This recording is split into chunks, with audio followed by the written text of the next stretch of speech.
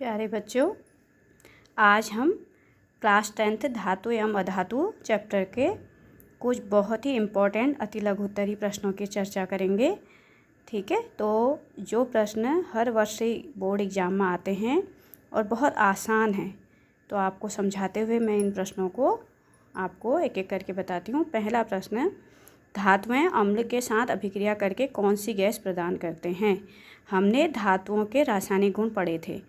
तो जब हमने धातुओं के रासायनिक गुण पढ़े थे तो उसमें रासायनिक गुण में एक था कि धातुएं जब अम्ल के साथ अभिक्रिया करते हैं तो क्या होता है।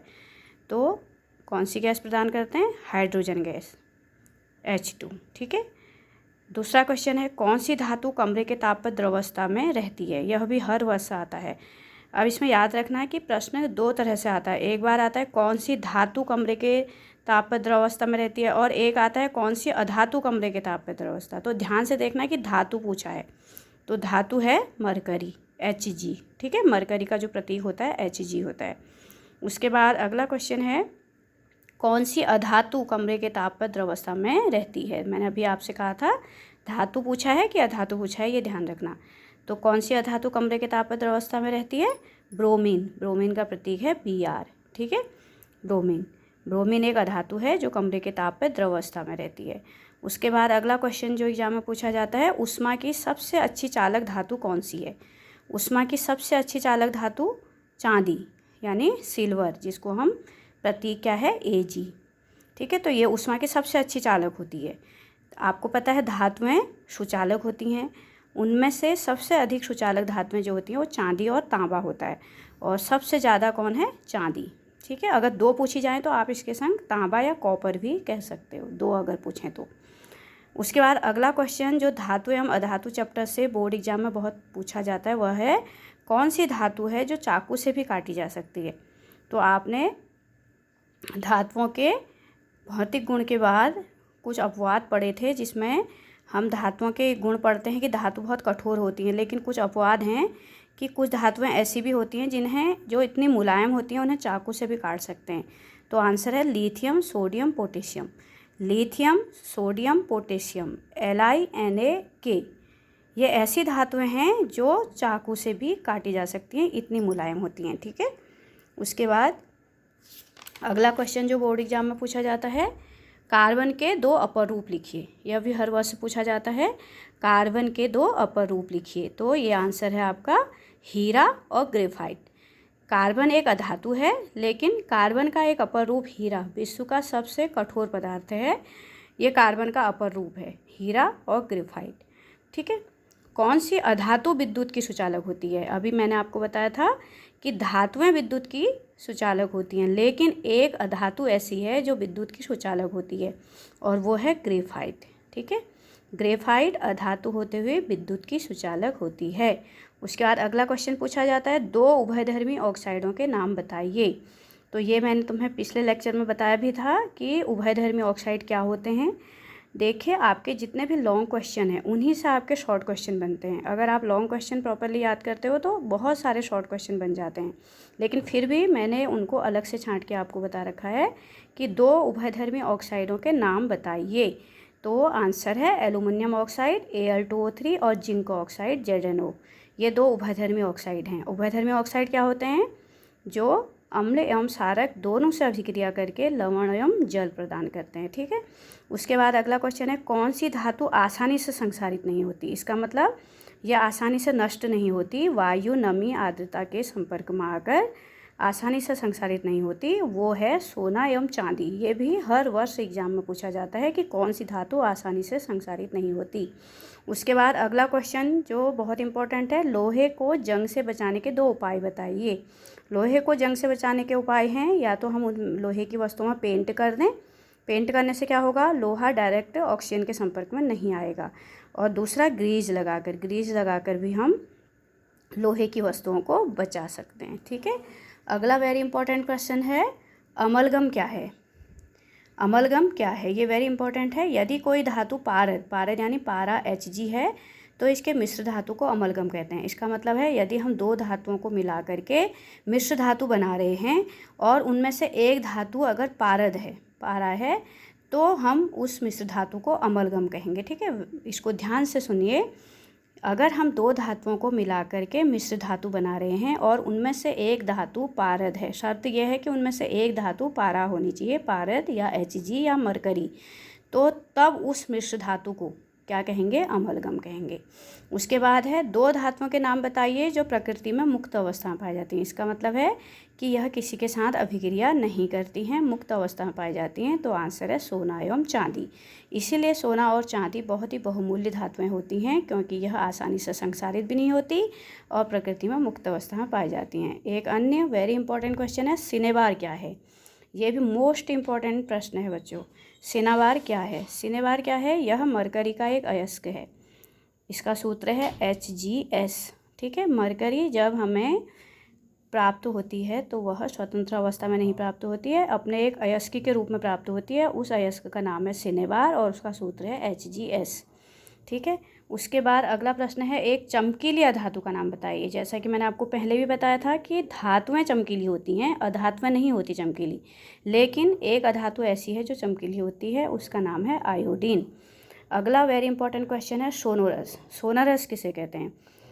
जो धातुएं कठोर सतह से टकराने पर ध्वनि उत्पन्न करती हैं उन्हें ध्वनिक या सोनोरस कहते हैं। ठीक है, ये धातुएं जो होती हैं वो, जब मैंने आपको धातुओं के भौतिक गुण बताए थे तब मैंने आपको बताया था धातुएं किसी कठोर सतह से टकराने पर आवाज़ उत्पन्न करती हैं। धातुओं के इस गुण को हम क्या कहते हैं? सोनोरस कहते हैं। धातुएं कठोर सतह से टकराने पर आवाज़ उत्पन्न करती हैं, धातुओं के इस गुण को ध्वनिक या सोनोरस कहते हैं। ठीक है, अगला इंपॉर्टेंट क्वेश्चन जो इस चैप्टर से पूछा जाता है वह है, यशत लेपन किसे कहते हैं?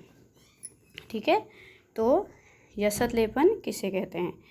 यशत लेपन लोहे एवं इस्पात को जंग से सुरक्षित रखने के लिए उन पर जस्ते की पतली परत चढ़ाने की विधि को यशत लेपन कहते हैं। ठीक है, ये एग्जाम में आता है। अभी मैंने बताया था कि लोहा एक बहुत ही महत्वपूर्ण और इम्पोर्टेंट धातु है।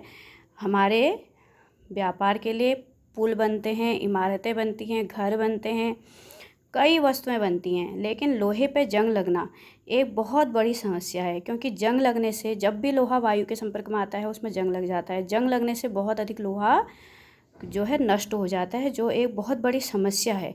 इस समस्या से निपटाने के लिए लोहे की वस्तुओं को हम सुरक्षित रखने के लिए उन पर जस्ते की परत चढ़ा देते हैं। जस्ते की परत चढ़ाने से क्या होता है कि लोहे की वस्तु सीधे ऑक्सीजन के या हवा के संपर्क में नहीं आती और उस पर जंग नहीं लगता। इस विधि को हम यशत लेपन कहते हैं। ठीक है, लोहे एवं इस्पात को जंग से सुरक्षित रखने के लिए उन पर जस्ते की पतली परत चढ़ाई जाती है, जिस विधि को हम यशत लेपन कहते हैं। अगला है कि लोहे को जंग से बचाने के उपाय।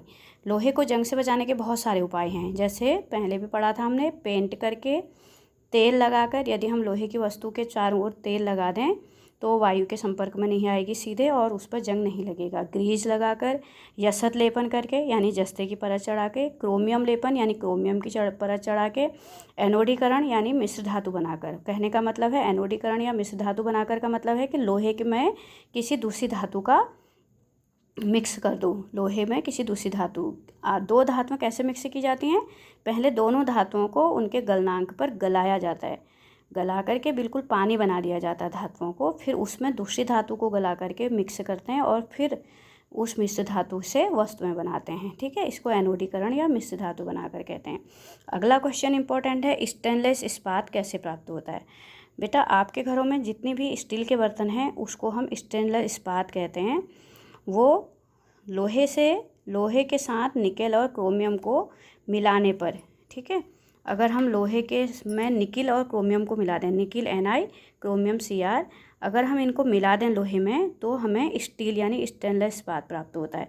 और स्टेनलेस इस्पात की क्या विशेषता होती है? ना तो उस पर जंग लगता है, वो लाइफ टाइम वो बर्तन चलते हैं। आपके स्टील के बर्तन आपने देखा होगा लाइफ टाइम चलते हैं, क्योंकि अगर वो शुद्ध लोहे के होते तो जंग लग के एक दिन सब नष्ट हो जाते, लेकिन अगर हम उसमें निकिल और क्रोमियम मिला देते हैं तो उसके बाद वह स्टेनलेस इस्पात या स्टील बन जाता है और फिर वह एक काफ़ी समय तक चलने वाला वस्तु इस्पात बन जाता है। इस्पात जो है वो उस पर जंग नहीं लगता। तो स्टेनलेस इस्पात कैसे प्राप्त होता है?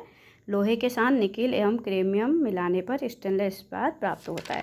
अगला वेरी इंपॉर्टेंट शॉर्ट क्वेश्चन धातु एवं अधातु चैप्टर से है, मिश्र धातु किन्हें कहते हैं?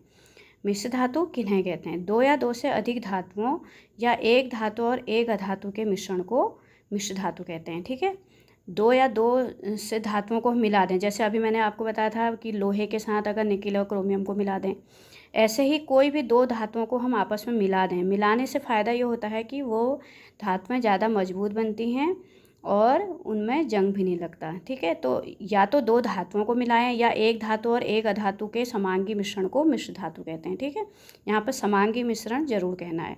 दो या दो से अधिक धातुओं या एक धातु और एक अधातु के मिश्रण को समांगी मिश्रण को मिश्र धातु कहते हैं। अगला क्वेश्चन जो इस चैप्टर से है, शुद्ध सोना कितने कैरेट का होता है? आपने सोने के बारे में सुना है, जो शुद्ध सोना होता है वो 24 कैरेट का होता है। और 22 कैरेट सोना भी आपने सुना होगा। 22 कैरेट सोने का क्या तात्पर्य है? 22 कैरेट सोने का मतलब होता है कि उसमें 22 भाग सोना होगा और 24 कैरेट की जगह उसमें 22 भाग ही सोना होगा। बाकी 2 भाग उसमें या तो तांबा या चांदी मिला देते हैं। जब हम ज्वेलर्स के पास जाते हैं सोने के जेवर बनाने के लिए, तो वह 24 कैरेट, हम उससे वो पूछता है कि 24 कैरेट चाहिए या 22 कैरेट।